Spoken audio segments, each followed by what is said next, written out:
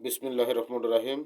প্রিয় বন্ধুরা, একটি জিনিস আপনাদের জানিয়ে দিতে চাই। অতিরিক্ত চিল্লাচিল্লি করে যারা মাইক্রোফোনে কথা বলেন এবং গান করেন, সঙ্গীত করেন, বক্তব্য দেন, যারা সবসময় অতিরিক্ত চিল্লাচিল্লি করেন, আসলে মাইক্রোফোনে কথা বলেন, তাদের জন্য অত্যন্ত লাঞ্চের জন্য, কানের জন্য এবং ভবিষ্যৎ আপনার অনেক ধরনের ভোগান্তি হতে পারে, শারীরিক ভোগান্তি, যেটার কারণে আপনার মৃত্যু পর্যন্ত হতে পারে।